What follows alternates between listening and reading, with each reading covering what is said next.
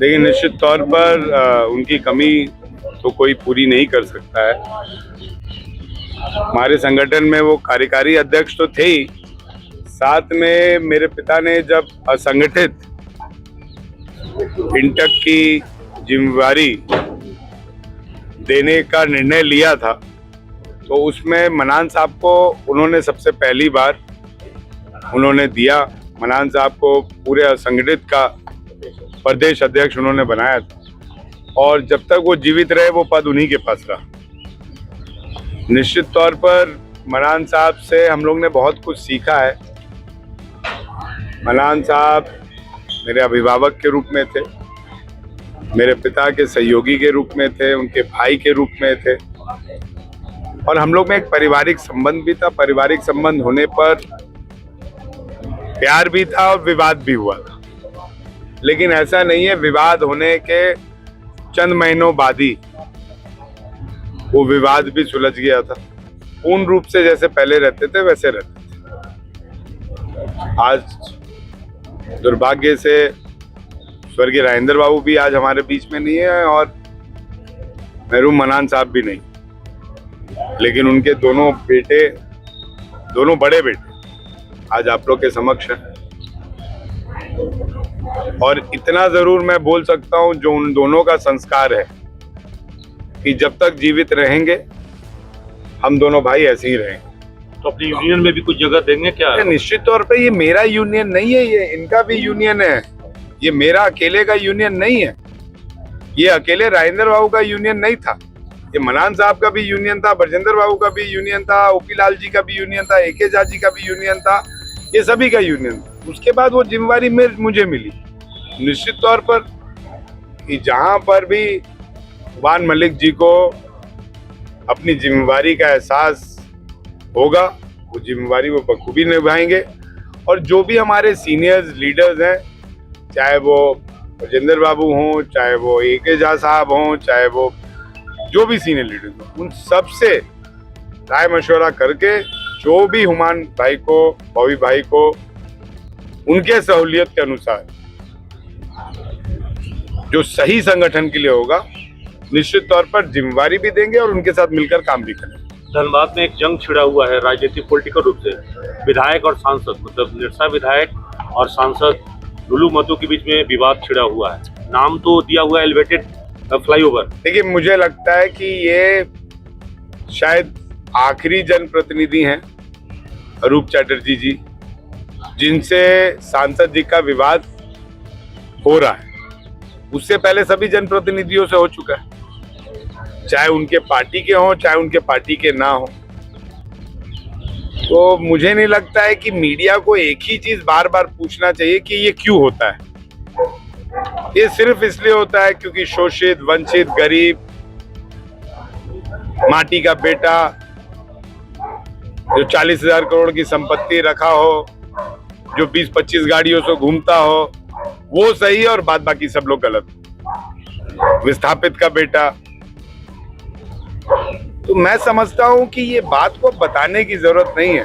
2.5 साल 3 साल हम चुनाव से दूर हैं, पब्लिक बताएगी। तो 22 तारीख को यहाँ जो कार्यक्रम हो रहा है, आप भी आ रहे हैं क्या? देखिए, उस कार्यक्रम में जिला अध्यक्ष जी को बुलाया गया था, और ये निर्णय, मैं कांग्रेस का प्रभारी भी हूं धनबाद लोकसभा का, तो निश्चित तौर पर ये निर्णय हमारे जिला अध्यक्ष के ही द्वारा सर्कुलेट होगा। अगर जिला अध्यक्ष ने कांग्रेस कमेटी में इसको पारित किया होगा, तो निश्चित तौर पर कांग्रेसी होने के नाते अगर कोई गलत हो रहा है तो उसको हम लोग समर्थन करेंगे।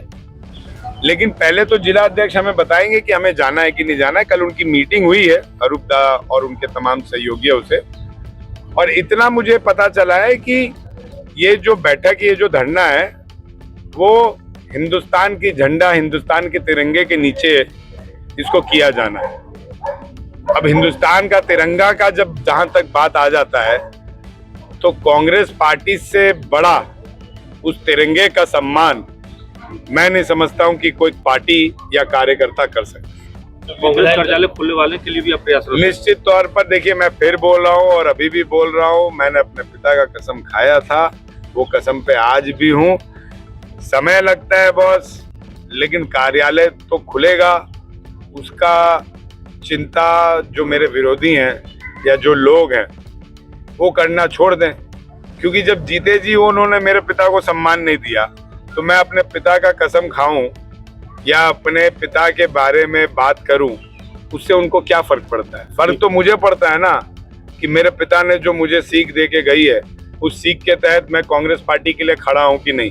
फर्क तो मुझे पड़ता है कि जिस कांग्रेस पार्टी ने मेरे पिता को उतना सम्मान दिया, उस कांग्रेस पार्टी के लिए मैं खड़ा हूं कि नहीं खड़ा हूं। दिल्ली में सीजेपी का आंदोलन चल रहा है, आपने देखा कि वांगचुक साहब को अस्पताल पहुंचा दिया गया, अभी भी दिक्के वहां पे हैं और कई लोग। देखिए, जिस रूप से आप दो घटना को याद करिए, एक अन्ना हजारे जी का आंदोलन और एक वांगचुक साहब का आंदोलन।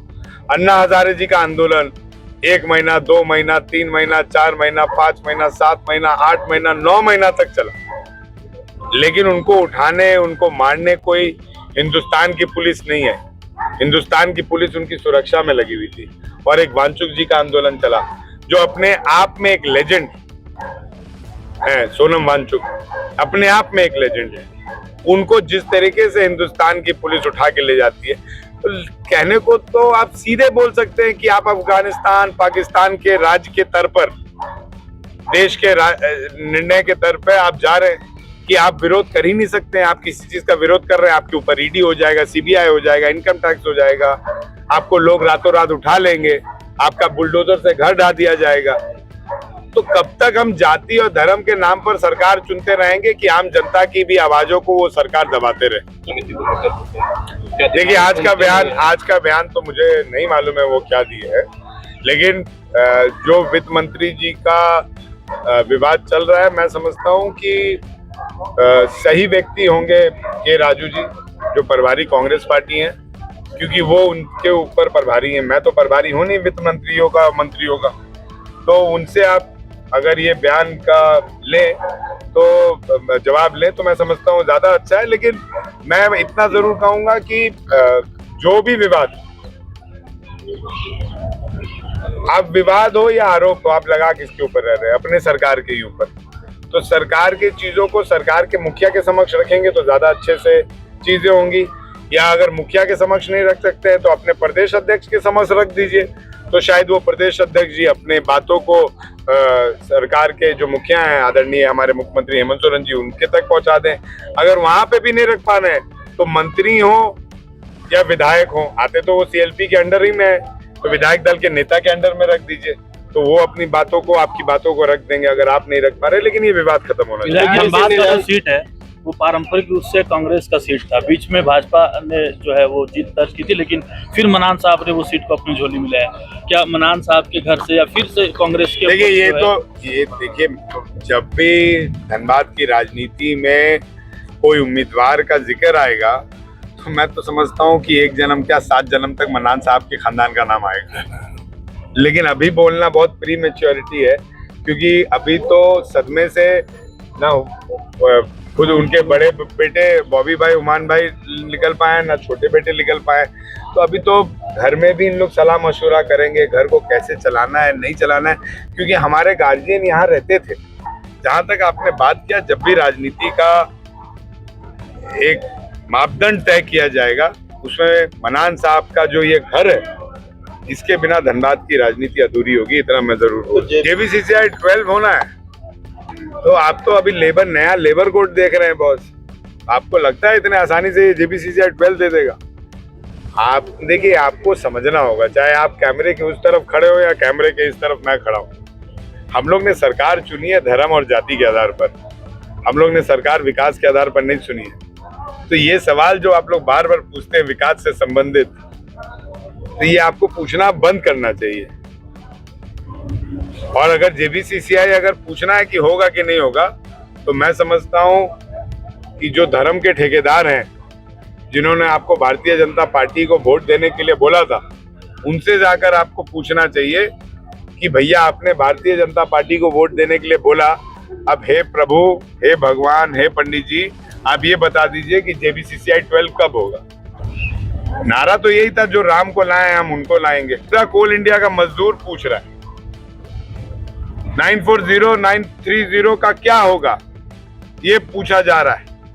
क्या आगे जाके बोनस कोल इंडिया के कर्मियों को मिलेगा कि नहीं मिलेगा, ये पूछा जा रहा है। जब धर्म और जाति के आधार पर आप सांसद या सरकार चुनिएगा तो आपको लगता है कि वो सांसद या सरकार आपके पास विकास की बात करेगा?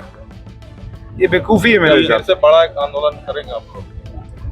देखिए, ये तो निर्णय चारों सेंट्रल ट्रेड यूनियन लेगा, लेकिन दुर्भाग्य ये है कि जो बीएमएस में आज बने हुए हैं मजदूर, उनको अपने बीएमएस वालों से पूछना चाहिए कि क्या उनको जेबीसीसीआई 12 की गठन होना मंजूर है कि नहीं है, और अगर वो उस सदस्य में है तो क्या कोल इंडिया के कर्मियों के साथ वो सही कर रहे हैं या नहीं कर रहे हैं। तो मुझे लगता है कि ये सब राउंड ऑफ घूमता है आपस में। लेकिन इस सरकार से विकास की बात करना आप छोड़ दीजिए बॉस। इससे अच्छा है कि इस सरकार की आलोचना दिखाइएगा ना, तो आप बेहतर रूप से अपने टीआरपी को बढ़ा पाइएगा। हेमंत सोरेन पर भी दबाव बनाया जा रहा है कि किसी तरह से वो कांग्रेस छोड़कर आ जाए भाजपा के साथ, क्योंकि यही एक जगह है जो पेट में जो है भगवा रंग नहीं पहुंचा, बाकी सब अगल बगल में वो भगवा रंग पहुंच मुझे नहीं लगता है बॉस। हेमंत सोरेन तो वो तूफान का नाम है जो तूफान पटकनी पे पटकनी भाजपा को देते आ रहे हैं। तो मुझे नहीं लगता है कि प्रेशर काम आएगा।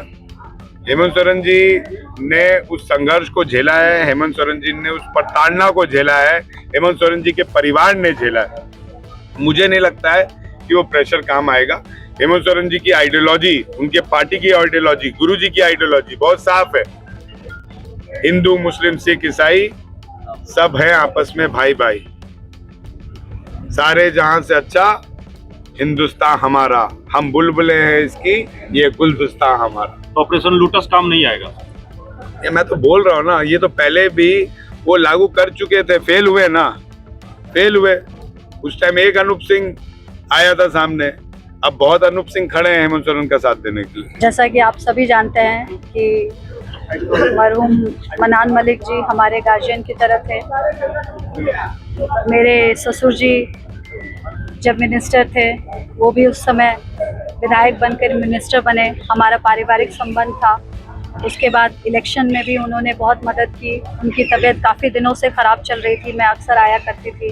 परिवार से भी मैं मिली, मनान मलिक जी से भी मिली, और उसके बाद उनके देहांत का जब खबर हम लोगों को मिला, हम लोग काफ़ी मायूस हुए कि इस तरीके से हमें छोड़कर चले गए। धनबाद को वो एक तरीके से अनाथ बनाकर चले गए, क्योंकि काफ़ी हमारे लोग सभी उनके लिए समर्पित रहते थे, वो भी उन लोगों के लिए समर्पित रहते थे। पूरे धनबाद वासियों के लिए वो समर्पित रहते थे, हमारे गार्जियन जैसे थे। हम लोगों के लिए बहुत बड़ी क्षति हुई है। एक आंदोलन धनबाद में चल रहा है कि एयरपोर्ट यहाँ पे बने। आप क्या चाहती हैं कि बोकारो में एयरपोर्ट बने कि धनबाद में बनना चाहिए? देखिए, ये क्वेश्चन मैं सांसद नहीं हूँ, आपको सांसद जी से पूछना चाहिए। मेरे चाहने न चाहने से अभी कुछ होने जा नहीं रहा है। हाँ, मैं ज़रूर अपने धनबाद और बोकारो के विकास के बारे में बात करूँगी और सोचूंगी, और कोशिश यही करूँगी कि सांसद जी भी वही करें। लेकिन अगर मैं कोशिश करूँगी तो वो उसका उल्टा करेंगे। तो ये ज़्यादा अच्छा हो कि हम लोग सब मिलकर धनबाद के और बोकारो के विकास के लिए सोचे, यहाँ के लोगों के विकास के लिए सोचे। ये विकास के लिए नहीं सोचे कि कैसे राजनीति का, कैसे हमारा व्यक्तिगत विकास कैसे हो। धनबाद के बनने से हमारा व्यक्तिगत विकास होगा या बोकारो के बनने से हमारा व्यक्तिगत विकास होगा। तो बोकारो वाला एयरपोर्ट चालू हो नहीं पाया, धनबाद में आ ही नहीं। सरकार जमीन देख के बैठी हुई है, आप लोग सभी जानते हैं। ठीक है, यहाँ पे जिस तरीके से बहुत बड़ा आंदोलन हुआ था, आप सभी को पता है कि क्या क्या त्रुटियां आ रही थी।